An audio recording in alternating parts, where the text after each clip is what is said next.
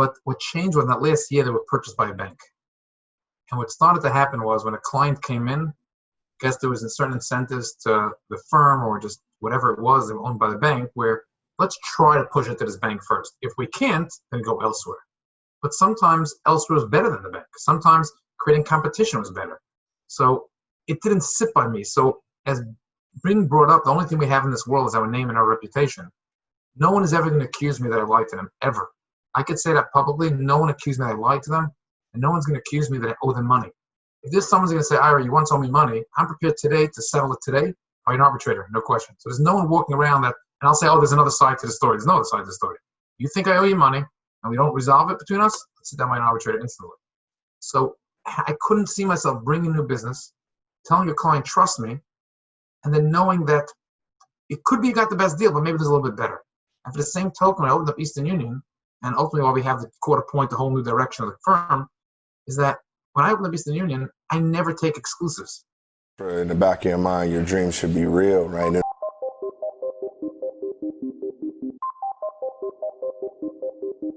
Thanks all for tuning in to Dreamcatchers, where we make things happen. Dreamcatchers was formally launched to unlock the hidden potential in successful, self-motivated individuals who desire to take their life's work to the next level but need support to evolve.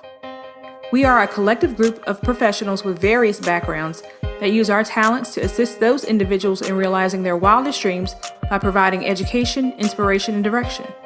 This podcast is where we share the lessons we've learned along the way to catching our dreams and give you some context around the how and the why to each approach to put you further ahead on the journey to catching your dream. Are you ready? Let's see. Hey, everybody, and welcome to the Dreamcatchers podcast. I'm your host, Jerome, and I've got the great pleasure of having Ira Zlotowitz with me today. You got the name first round. Look at that, man. I'm having a good day. Hey, before we jump into this, how can the listeners get in contact with you if they enjoy what they hear on the podcast? So I publicly give out my cell number and my email address. My cell number, and it's not a Google Voice number, this is the regular, 917-597-2197. But really the best way is through email or WhatsApp. Email probably better. Iraz, I-R-A-Z, at easternunion.com. Ira, my last name Z, Zlotowitz, at easternunion.com. And through LinkedIn, So, thank you. Too, which is amazing because he responds to so many emails. He actually responds on LinkedIn comments. It's really, really, really amazing. I'm so grateful to have you on today. Jerome, after this podcast with your audience, if they're going to keep calling, I might not keep responding to everybody. I might max out. I'm getting close. You'll take it over the top. So, people haven't had anybody like you on the show so far. Your story is like super, super amazing and inspiring. Do me a favor and tell the listeners a little bit about your background and what you've been doing to build Eastern Union. So my background is, how far back do you want to go? All the way. I was born in. Yeah, go to the beginning. Yes, I was born in Brooklyn, New York. You can't tell by now, I'm an Orthodox Jew. I attribute all my success to God. And the way I was brought up is that our job is as people, is to do good in this world and do what's the accepted big business practice. Do the right business plans, have a good work ethic. I'm not discussing obviously on the moral compass, I'm talking on the work end of it. You do what's in your control, and God decides the results on it. So it's like, and I talk to people a lot of times that talk about Shark Tank, and you see these people have a business. Just to get one of the sharks as a partner, they're willing to give up 20% of the business to give it to a shark to become the partner. They'd rather own 80% of whatever they're building with the shark than 100% themselves. I said I have a better partner than the sharks. I go straight to God. Make a deal with God, give away charity, percent of the income to charity. And if it's meant to be, it's meant to be. I don't have any regrets. I put in the hard work, and it's up to God what happens. So my whole life, I was always thinking about business ideas and things along those lines. And had the opportunity at one point to go into get a job in the commercial real estate space. I actually, interestingly enough, is that wasn't thinking necessarily real estate per se. I always dreamed about development and things like that, but I was thinking about opening up a business. When I was in high school, I wrote a business plan to open up.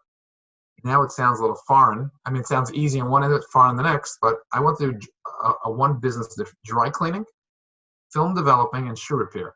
Those are the only three items that you drop off and pick up. Everything else you do, you buy, you throw out. Nothing else you drop off and pick up on an ongoing basis. Now, there's no film developing anymore. It's all digital. But then the naming of it was called Klishim. Cleaners, Ilm, and cleaners and the SH for shoes, and then Ilm for film. So Klishim. Those are the only three store items. Also, think about which cleaners you go to. Ask in your neighborhood who goes to a cleaners. Everyone goes to the local guy at the corner, and they don't have a good relationship.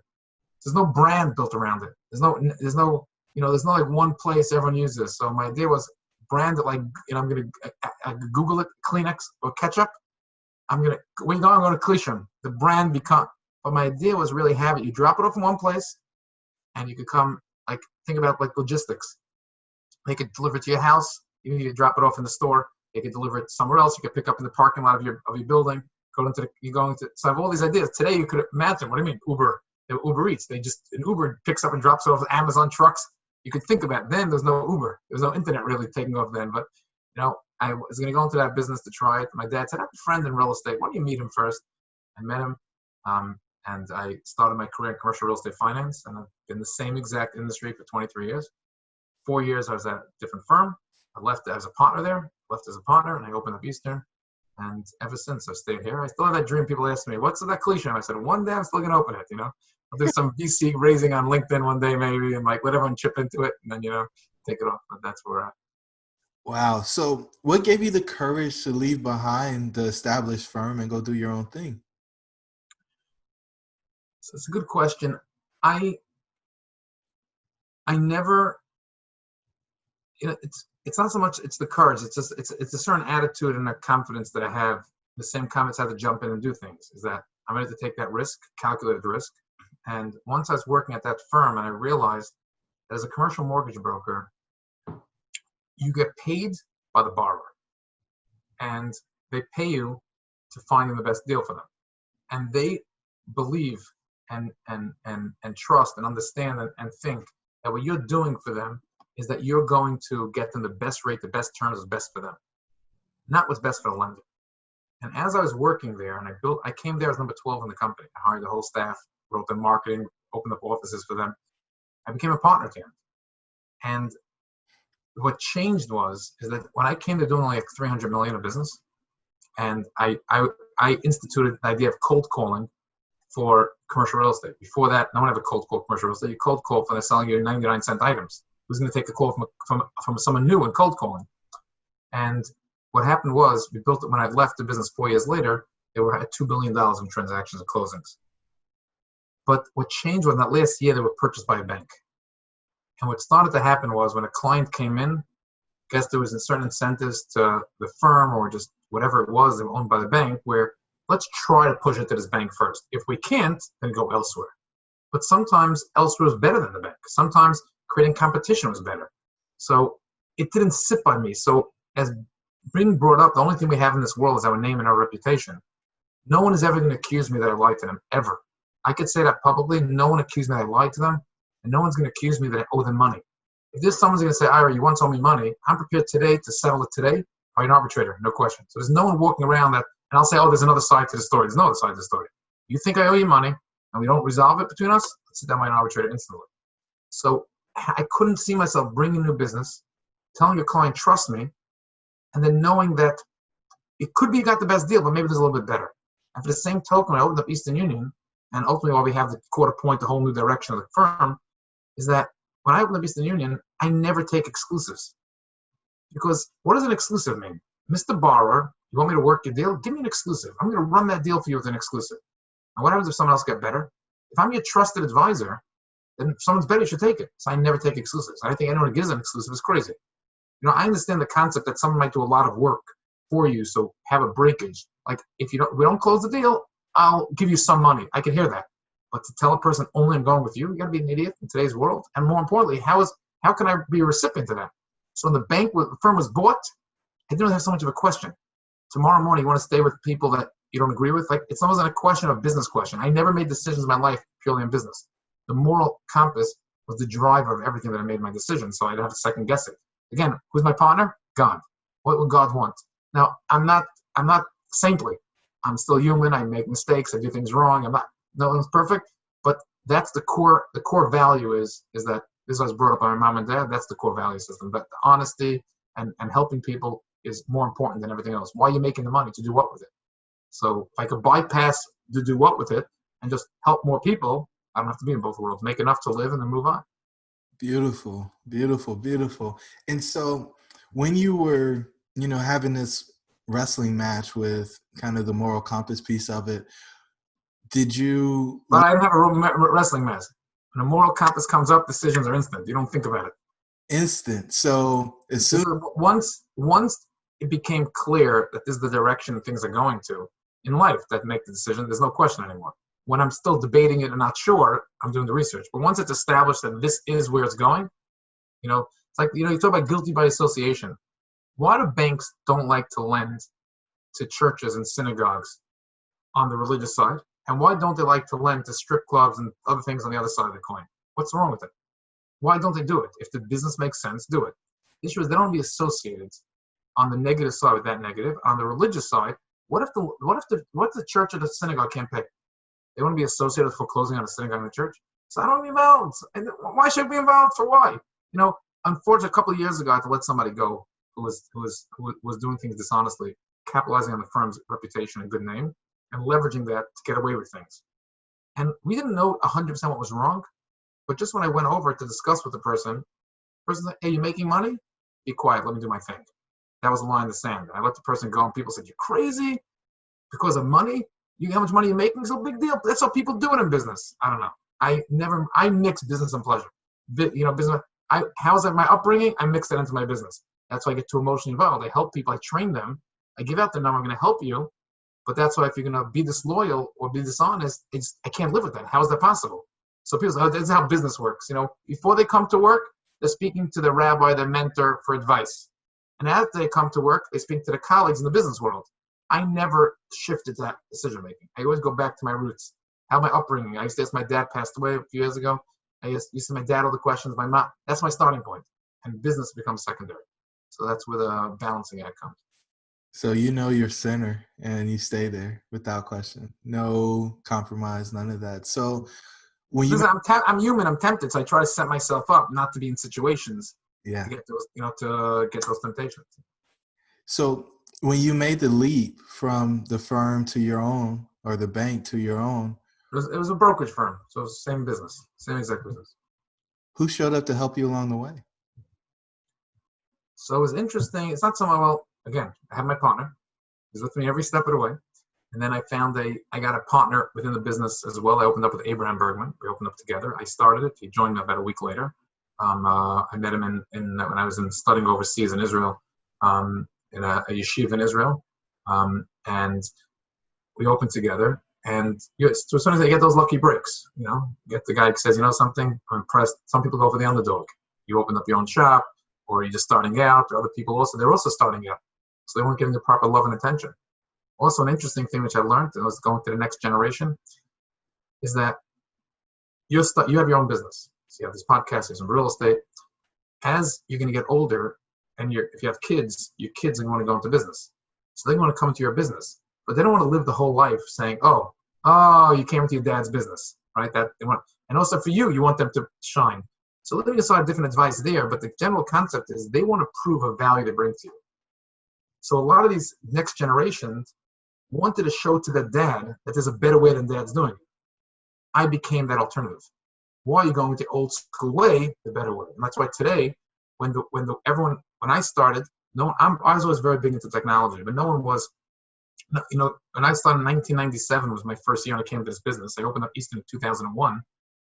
In those 4 years, that's when people started getting emails. Think about when Gmail started. It was AOL then. There wasn't even Gmail at that time. So the technology, the older school wasn't even involved in technology. Today, there's a new world. That LinkedIn is the new world. This social media is the new world. And every lender is comfortable talking to everybody on LinkedIn. So that next world is by rolling out that new product, we're going to charge a quarter point, change the pricing. It also allowed me to really go to that next generation and bring in now. I for this past summer, since we rolled out this new product, we have 500 college interns. I gave them a job, this internship this summer. It's going on right now as we speak. And we hired 75 new brokers on path to hire 200. The average age of, obviously the college kids' average age is about somewhere between 19 and 23. But the average new hire coming into the business is also in the 20s. They don't know what the world is like without Amazon, without Uber, without technology. So I'm getting into that next level of the world that's bringing a whole new world of business to me, because their friends are now the second generation, the third generation within the real estate families. And that's where the turn of events are coming. So it's always evolving to that, staying current and being willing to change. So that same culture, I got the gut to do it, I never mind change. So as the market requires this change, I'm going to go with that change. Calculated, I'll go with that change. Wow. Wow. Such clarity in your answers. So you got out there. Was it smooth sailing the whole way, or did you have some challenges? Why are you assuming it's smooth sailing to start? It was tough from day one. So it was never smooth sailing. I don't think it ever gets really smooth sailing. I think everybody has the tests and at every course and step in their life. So for me, maybe what was challenging, 19 years ago was not challenging today. But there's different levels of challenges. So we had it challenging because the firm I went for was out to, hopefully I didn't exist. So at every step of the way, they try to cut me out. They went to banks they were doing business with and got me blacklisted by banks because they threatened the bank. You do business with him or not with me. So I look back and say, it's really amazing the growth people don't know is that we were able to grow to this size, God's help, having the number one brokerage firm, even though albeit that I trained the staff and build them, going with a mission that I shouldn't be able to be successful. So I don't do business with the top two banks in New York. So we built this in spite of. That's why I tell people and I train people, you want to live your life in spite of. Most people come into a new business and say, well, how can I be the best? That guy has this, he has this, she has this. No. In spite of that, switch it. I'm going to be number one. In spite of that, I'll be number two. So go the other way around and do the in spite of. So we be able to overcome all these challenges. So today, once we overcame those challenges to a certain extent, the next challenge is easy. I look at they say what doesn't kill you. I'm losing the quote now. What doesn't kill you makes you stronger. Something like, I'm losing for some reason. It's popping out of my head. Senior moment. So that line is that we got that far. We got in the beginning, the fact that I didn't get killed from this, all those experiences got me to this point to be able to keep growing and where we could take this, the business from. So that was really it. As you were having those challenges, when did you realize, I've got to keep going. I've got to make this thing a success. I can't turn back. I never had that's what I try to, when I hire people and I try to coach young men and ladies that come into the business, you got to give them that message. You have to I tell people, everybody wants to make millions. Very few people are willing to do the work it takes to get there. But with that, there's also the drive that they want to build out their business. I ask people, what's your drive? What's driving you? I used to sit around the table and ask people, what's driving you? How much money do you want to make? And then why? And keep going through the why and get to, no one ever works harder than hitting their goal of that why. So if you're driven personally to make $1 million, you're never going to kill yourself to make more than $1 million. If it's easy, you'll keep making it, but you're not going to kill yourself. So I want to find people to understand the why. What are they trying to drive at? And if they're driving is money, it's going to end. Most people, it stops at the money. So when I try to work with a lot of the youth that I bring into the business, or when I coach youth as a youth, when I go out to schools and I speak to kids, and when I'm talking to college kids, when I hire new people, is that try to give them a bigger meaning, what they want to strive for in life. If they're striving for is to help people, there's no limit to how many people you want to help. So you want to make money to do what? And I try to get them, open up their eyes. Why only want to help these few people? Why only want to help a broader spectrum of people? So now the goal is they have to work harder to get to that goal, or bypass and go straight to going to help people. So once I came to the business, success was the only option I was willing to strive for. If God didn't want it to happen, it wouldn't happen. But I wasn't going to look back in hindsight and say, I should have done this. I have no regrets in what I tried to do. Am I happy with every result? No, but I have the faith and confidence that this was the best thing God wanted, and I put my best foot forward every single day. And I don't just, I pray to him and I give charity. So it's like, I do my partnership duties, But again, I'm not saintly. People say, well, I'm human just like everyone else. You have your challenges, I have my challenges. For who everyone is, they try to overcome different challenges.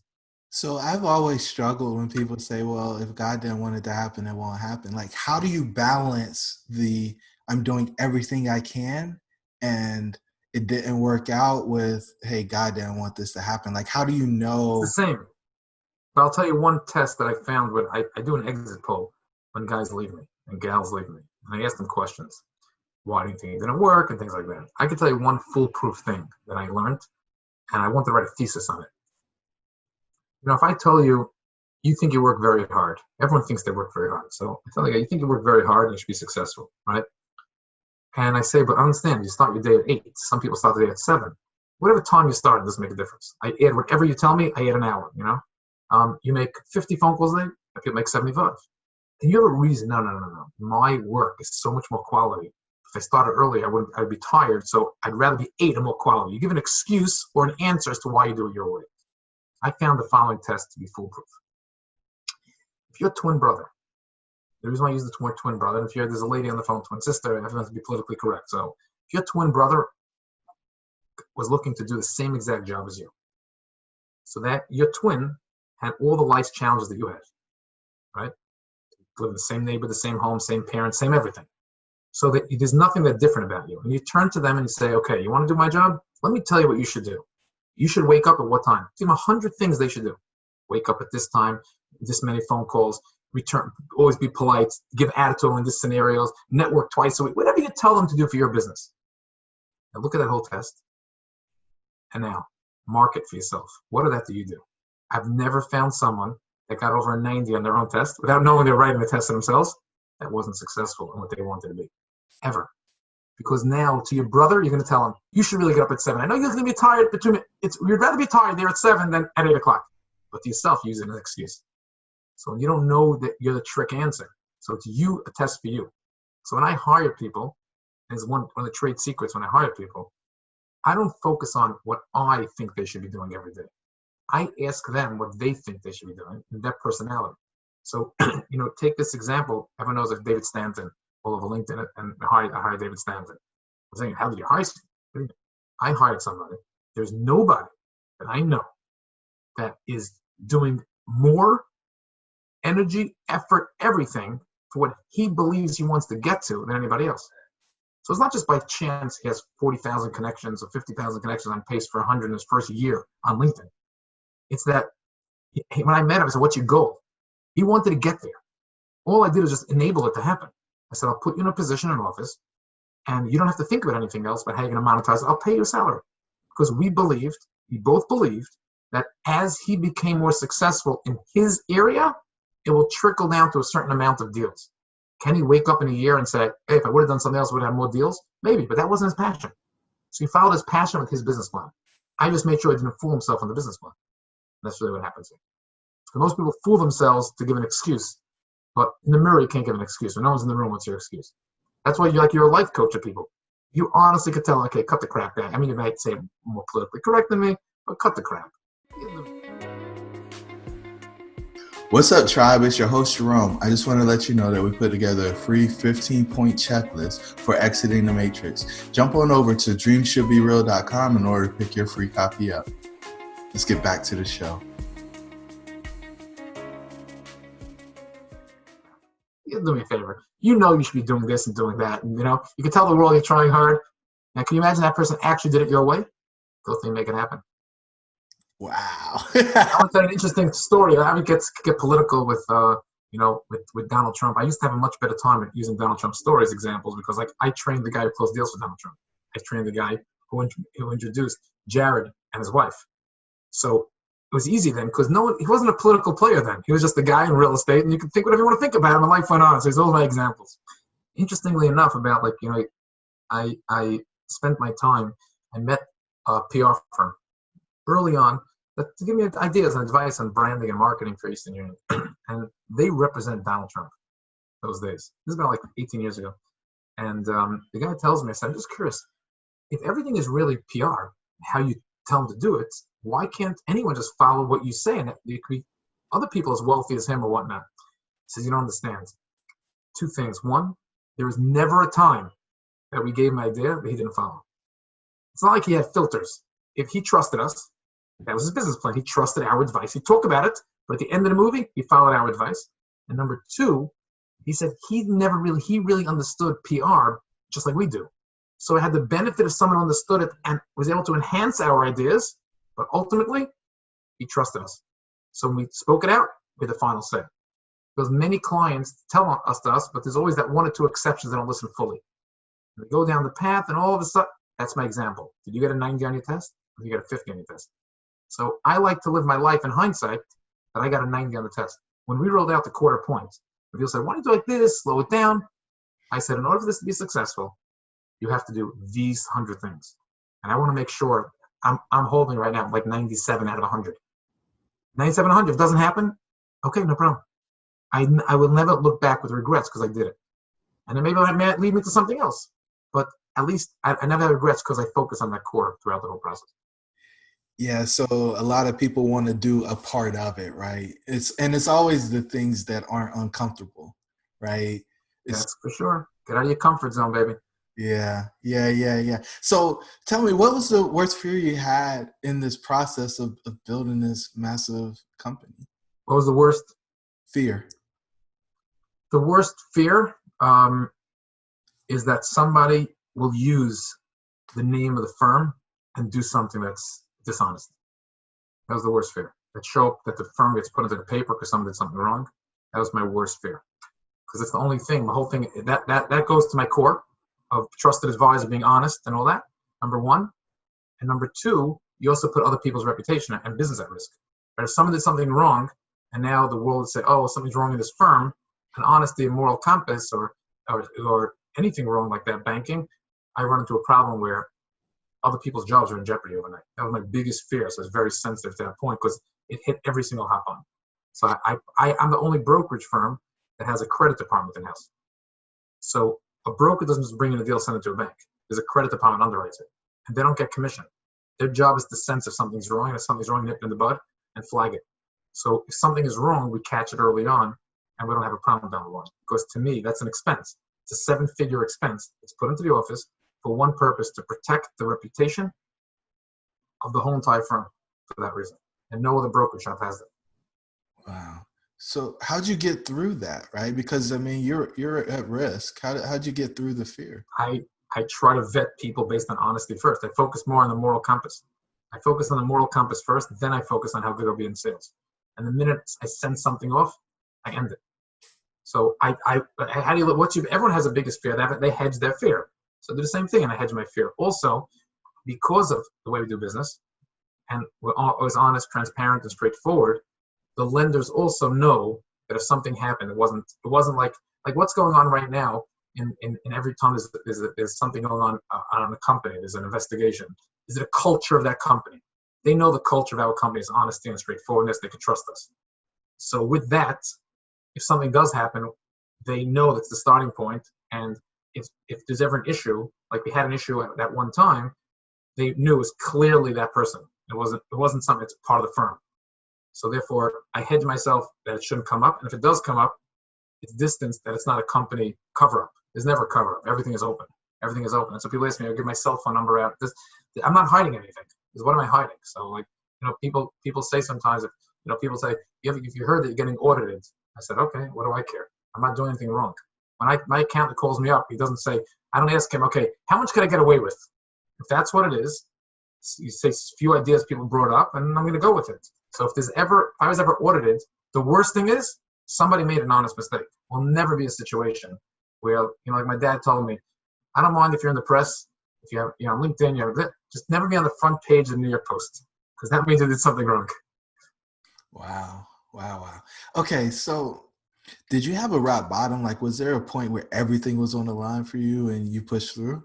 Yeah, so everything was on the line shortly after I opened. I opened up Eastern Union, and I even gave on LinkedIn video, I posted this story where shortly after I opened, I didn't realize how strong the company I worked for was going to come after me to try to destroy me. So I was at rock bottom. I sold to brace for their litigation and just trying to ruin my name and I shouldn't exist. I had to sell my house. I sold my house. I moved into my in-laws, into the attic. I was moving to New Jersey. I wanted this, and while I moved out of New York, cheaper to live in New Jersey, cheaper cost of life. But in that interim, before I was moving and I was going to build a house and whatever, I moved into my in-laws' attic, prepared for this. I was borrowing a lot of money to unsecured debt. I was borrowing, trusting my reputation and believing that I'll take it off. And that was it. That was the lowest point. So yes, my back was up against the wall. There wasn't no lower point. So survival was not, not success wasn't an option. So whatever I could possibly do, I was going ahead and get done. So I lived through that. A great line that I quote my dad many times is that people would tell my dad that, "Oh, he's so generous about himself." He would come to me, "Are you generous? You help people?" He said, "No, I just have a better memory. I remember those bad days. So I remember when you come to me for help. I know what you went through. I know what it's like to be the underdog and someone coming out to go out to destroy you just for the purpose of destroying you, for no other purpose. So I know that they have a purpose. They have a business. They don't want competition. But at the end of the day, I understand that. So when I meet people, that's why I meet people who want that lucky break. People say, "Why are you willing to hire 500 college? Why are you doing it for?" I can make no money from it. It costs me money this summer. But if my mission is if I could give back to these 500 college kids, it's not about not doing mortgage calls for me. I set up a curriculum which recorded and it's broadcasted for them. I'll have people answer questions on our Slack channels for them, purely as a give back. Because anyone who lost their college, their because of Corona, they didn't have any internships this summer. So I have 500 people worldwide, 29 different countries, some number like that. They told me people applied worldwide. So they're watching it on Zoom. They're getting videos of it afterwards, different time zones, everything's going on, and it's a full staff of my company at different times of the day are being available 24 hours to answer questions to them. That's the give back. If I could help people out, let me help them out to get that lucky break and then show them how they can build up their resume. So that's where I want to live my life, be able to give back to if I possibly can. Wow. And so you've been working on this thing for 19 years. What's been the reward for this arduous journey for you? So the biggest reward is being able, I look back and I probably trained and hired more people in the commercial real estate business than anybody. Almost any, I'm willing to say that any commercial mortgage broker that came into this business, I would say in the Northeast for sure, in the last 20 years, I either trained directly or that person was trained by a person I trained. So when most people keep their secrets to themselves and don't want to give it out to help other people, I want to be in a situation where I could give back and train people. So when I look back and meet this guy making $1 million a year or making a few $100,000, even not by me anymore, I could take pride in that I was able to help this guy get off the feet and become something. And I was able to help that way because if I'm not focused, if my focus was on the person than on the money. Can I look back in cases? I had brokers make more money than me. Never bothered me. Last year I had a broker made a lot more money than me. These things never bothered me. I make what I need to live. And why should I make extra money and do what with it? If I'm giving it to charity, or if I'm just to hold on to it, like I said, you never see a hearse with a U-Haul truck attached to it. You can't take any money with you, So I look at that world and I say, this is it, I give back. So I work hard to make the money. That's the reward. I actually think that the business reward is now going to come from the fact we're with this new pricing. I think we're going to go from, in my industry, to my knowledge, we're number 2 or number 3 in the number of transactions we work a year. The number 1 person doesn't even have a 5% market share in transactions. We're less than 1%. Maybe we're just over 1% of the market share. And I think now, because of new pricing, I ask all bankers, why can't there be one firm that has a 50% market share? 40%, 30%. They said, I don't know, it should be, especially with technology, you could do it. I said, I can tell you what, ask me in 2 years from now, mark it now. We started this 2 months ago, ask me in 2 years, I'll either have done it or I can tell you why it's not possible. But I'm going to put it all out there to go make it happen. And that's what we're trying for. Wow. So as you've been going along this path, has anything tried to pull you back into the old way where, you were working for somebody else or tried to buy your company? So it's not so much that it's not an old way of buying company. I'm doing the same exact business. And, there's always that choice. People come every once in a while. The data company says you have a lot of data, let's buy you out. A bank comes, I want to buy you out. Another brokerage firm comes through. And I never really made that move yet because I want to be able to keep that culture. Someone would come to me and say, okay, same type of monetary arrangements could exist and allow me to look, which company could a guy walk into his boss and say, I think this summer we should give back and hire 500 unlimited interns. You know, the guy is crazy. I don't have to make those decisions anymore. I want to be able to do these things. So if someone had the same culture, but they were larger, they could move things differently, of course I'll entertain it. Because then I could, instead of 500, do 5,000. I have limitations. Yeah. I get to a place without limitations, I'd love to go do that. Right. So it really sounds like you have really stayed clear and true to the roots, but is there a big difference in the approach to life since you've learned all these lessons along the way? I think I try to do the same thing. Try to be married to the same one woman in this world. Have a family. I have 3 kids. One is married. I have a grandchild already, and I have 1 foster son. So I have 4 kids. I try to mix business and personal. I try to be the same on both ends of the spectrum. I get messed up when I'm in a business circle and then certain people change their way. Oh, this is how business works. So I have to deal with that part of it. But I get messed up from it. So I live with it. I do my thing, and I try to do good. And every once in a while, I get that deal dies, and then all of a sudden someone calls us, something? I want to do business with you because I like the way your moral compass is. I win because of it. You lose because I never lose. I don't believe I lost because of it now. So it's like, and I train people in sales. I say, in my business, I'm making about 500 calls a week, and if you're successful, you're gonna bring in 3 good deals that week, 3 good opportunities. So that means 497 no's. Success is failure, right? If you follow sports, they say, how many times did Michael Jordan miss a free throw? So you're gonna be a failure. 497 no's. Some of the no's are gonna be rude. Some are gonna be nice. Some are gonna blame it on other reasons. I just need my 3. I'm happy with 3, and I move on. Next week, let me get to 4, and then move on from there. So I try to like I said, mix business and personal, mix family and business. I have no problem hiring family at all. Siblings, cousins, doesn't make a difference. And does it get awkward sometimes? Yes, but if I have the ability to give back and help, that's what it's all about. I don't want to be on my deathbed and have regrets what I should have done in life. On your deathbed, you're not thinking about your money. You're thinking about all those other things you could have done, and that's what I want to avoid. That's the number one thing I try to avoid. I say, if I died today, what regrets would I have? And I fix that. Wow. So what are you most grateful for? This opportunity. I'm grateful for that you apparently chose to call me to this podcast with you. So I was able to get to a point where you think that this story can inspire people. So that's what I'm most grateful for. So I got this far in life, so I'm grateful for it. So I say that's the metric that I do is what can I give back to people. That's why when someone calls me, can you do a podcast? I want to understand, why is the person doing the podcast? What is the audience for? And is there someone from that could benefit from it on that level? Yeah, the listeners are certainly going to benefit from this. I've been benefiting. It's my expectation that they will too as well. So you've went to this quarter point pricing. It looks like you're going to try to do a big market share grab, or you're going to do a big market share grab. Is that the dream you're most focused on catching next, or is there something else? No. By the way, for 19 years, I tell people, I didn't wake up in the middle of COVID and change my pricing. For 19 years, I knew, since I worked in the business 23 years, since I opened up Eastern, I knew that something was wrong in how the pricing was paid to a broker. What exactly does a broker do? Does an underwriter do? Where's the balance? How much does the client understand? How much is now why you needed the reasons why you really need a broker and when you don't need a broker? What you could get on your own, what you could get from LinkedIn posting, what you could get from different online platforms or data platforms. I knew something was off. What? How the pricing of it? I couldn't tell the answer. About 4 years ago, I had a clear understanding where pricing is going to go. And for the last 4 years, I've been working on positioning the Eastern brand, positioned for this.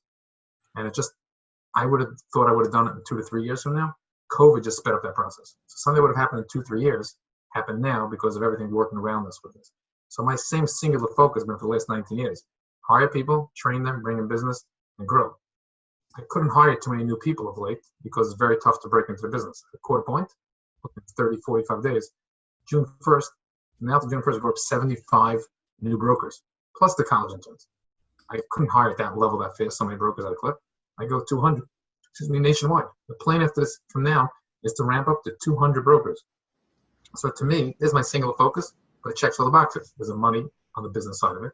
I can keep reinvesting back in. And on the personal side, every person that tries to come on board, even if it doesn't work for them, the experience they get in those few months, I meet people, this is the gratifying part. They say, Ira, I worked with you for 2 months when I started out, first job in real estate, and there's a big lawyer in New York. His first summer, we had a summer program, I'm calling that we opened the Eastern, he managed it. His first job was this. Like people came to America the first time in America, this was their job. They tried it for a few months. That experience they say they got from this experience, that's the gratifying. So with my single focus, I could hire thousands of people potentially. I could open up offices throughout the country. I could help people build their own lifestyle, their own whatever amount of money they want to earn in real estate, get into real estate. I don't charge them any money to come in. See, either there's nothing anyone pays, or I start advancing them against commissions or for commissions. At the same time, it could be a business plan. So it checks every box in my life. Why shouldn't I? So to me, this is my only focus. All day, and I'm pumped like anything. I'm like, I used to meet people, the bigger they were, why do you use a broker? It didn't make sense to me. For their reason, it didn't make sense. Now I look at anyone who doesn't use a broker at a quarter point is an idiot. I look like, how do you not? There's 60% go direct. I know why they went direct till now, because if the choice is direct or a point to a broker, I agree. But at a quarter of a point, I can provide that quarter point value any day of the week. And if you do use a broker and you pay more than a quarter point for an agency refi, I just don't understand it. So now I believe in the product at that level. Can you imagine I'm thinking of what I could build? When I used to hire people, I said, here's the story. Logically, we shouldn't exist. I should go direct, right? You said yourself, you do your deals direct with banks. Logically, we shouldn't exist. And it's not like you said that your first deal you want with the bank. Logically, should have been the opposite. Your first deal you want with the broker. Now your experience go with the bank. It's the opposite. You went into a bank on your first deal. That's what came through for you. Logically, it doesn't make sense. But it's a numbers game. Make enough phone calls, enough people need it, explain the reason, and go. Now, I believe every single person should use it.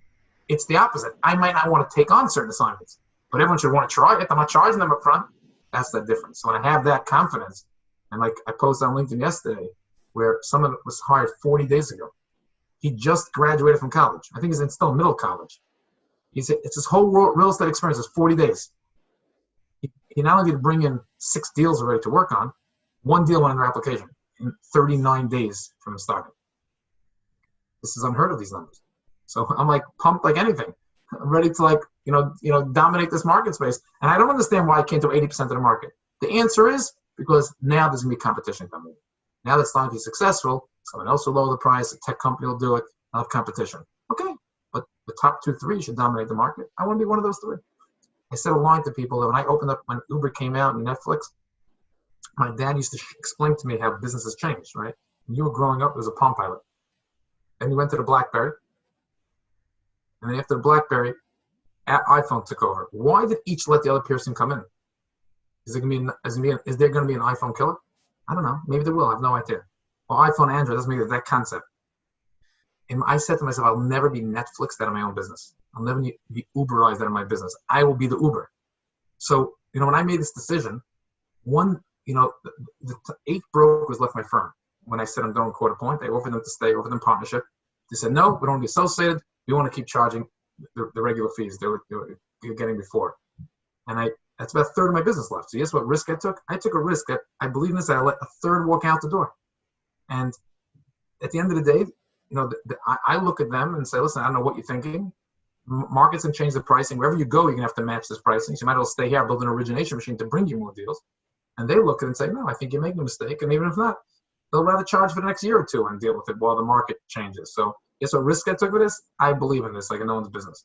And I could help train people, hire people, give people education, and take them to the next level. So this is it. Singular focus. I love it. Last 2 questions, Ira. The first one, what gift are you giving the world? I wish I was able to give the world a gift. I don't know. It's a tough question. And I was never asked that question. Like I said, I wasn't reviewing any questions prior to this podcast. If you're on me, I don't know. I just tried to. I tried as much as possible to, be able to show that you could, as also as an Orthodox Jew, able to show that you could, keep the way you're supposed to live your life, the religion side of it, and the business side of it, and that you could reach levels of success that and still be able to maintain that moral compass they're supposed to have, and hopefully inspire people that when they go into that business and they think they have to settle and give up on some certain morals they have to give on, you don't have to give up on some of those morals. When I hire people, my line to them is religion is a private matter. I'm going to respect your religion and your belief. So if in your belief you do things a certain way, we'll go to a meeting and you'll never have to give up on it. You'll never have to sacrifice any of your morals. If you have any issue, we'll accommodate those issues. Like I look at the world as setting things up, about how they have to set things up to accepting of everybody. For me, that became natural. That's how my mom brought me up. My dad brought us up. This is how you do. You treat people as humans, and try to live the best example you can. So I don't know if that's a gift to the world, but I'm sure if you called my mother, she'll tell you what she'll be happy.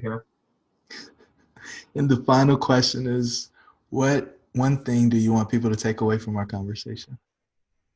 You got to believe in yourself. I tell people that, obviously the same thing about keeping the good and, keeping everything together and believing in God and all that, and taking him as a partner. But I can just tell you that take an attitude of like an in spite of attitude and set a goal. You could reach the goal, put your effort in as if you're like advising to your twin brother. But I think you should go and focus, follow your dream, and don't let the naysayers in the middle. If the numbers don't work, the math doesn't work, okay, fine, you have no choice. But just because someone says you can't do it, I'll end with this thing that I tell people if you're asking people that are starting on their career. Everybody has strengths and weaknesses. The mistake you're made in life is people tell you, that weakness, you can't go far with it. And you spend your whole life trying to cover or fix your weaknesses. I say don't do that. Polish your strengths, neutralize your weaknesses. Which basically tells a person is that I have weaknesses. You're perfect, but I have weaknesses. And my weaknesses, what I did is I know about every weakness. There's no weakness I have I don't know about. I focused to learn the weakness. And then I partner up with people. Their strength is my weakness. So in a numeric thing, if those that are good with numbers, is how I explain it. Nobody's perfect. Perfect is 10. Scale of 1 to 10, you're 10. No one's a 10. A great person is an 8 out of 10. What's an 8? In every character trait they have, between a 6 and a 10, average is an 8. What makes someone a superstar? One of those character traits are a 12. So you throw a 12 in there without sacrificing, it goes up to a 9. No one's perfect. You know how you can become perfect? You become perfect by finding someone that their 6 is your 12 and your 6 is their 12. So now you could average to 10 and then respect what they do. I spend most of my day in my office balancing and teaching egos how to work with each other. Because here's the issue. You have 2 lawyers. One lawyer brings in all the business, and one lawyer works his tail off. Together, the clients love them. The whining and dining guy lives in whining and dining, going to sporting events and dinners and who knows what. The other guy sits in the office till 2 o'clock in the morning and work. Could you imagine when it comes to payday? And they each get $1 million, and one of them says, I did all the work. You're out partying. I should get more than $1 million. Or the other way around. I went out partying. I brought in the business. Why the hell am I giving it to you? I could have gotten any attorney to do the work for me. That's the beginning of the end. Until then, why did it work? Because they were a perfect 10. The client got the best network on the planet, and the network had never had to be busy with anything else because he had a partner who's working just as hard in the trenches. So they respect each other, and they want to say, something, I couldn't be as good as I am without you. That's the dominating point. So you take your strengths and weaknesses and partner up to go get to work. And most people make a mistake, and they hire people similar to themselves. No one in my office is exactly me. Everybody in my office has one benefit and one thing they bring to the table that I have as a weakness. So therefore, at least together, I'm a little bit better than I was before that person joined me. And I built a whole firm like that. So hopefully, as we look to keep growing this way, that's the growth. So ever believe in yourself. I mean, everyone that came to me started with nothing. We were talking in the pre-interview. You asked me about how to train people, and obviously politically, I don't know how you get away with it, but in Bear Stearns, he writes a book, Chairman for the Chairman. He goes, what type of people did you hire? And he said, I hired PSM, poor, smart, and married. Poor, they're motivated. Smart, they get it done. Married, they're grounded, and they're not going anywhere. That's the type of people they hired at Bear Stearns. So yes, means believe in yourself. Don't look at, people like say, well, my parents were this, and they had a college education. That shouldn't be your issue. You want to make your career? Let the career start from you. In spite of everything, have a drive and become number one in being the best that you can be. Beautiful, beautiful, beautiful. I'm so grateful that you chose to spend this time with me today. I think this is going to be a tremendous impact to our listeners. It had a great impact on me. I learned a lot. And I look forward to spending more time with you and deepening our relationship. Thank you very much. Looking forward. I hope this is beneficial to all of you. Thank you so much. Thank you for joining the tribe today. We would love to hear from you. Please don't forget to rate, like, and share. Perhaps someone you know could benefit from what we've discussed. Until the next time, remember that your dreams should be real.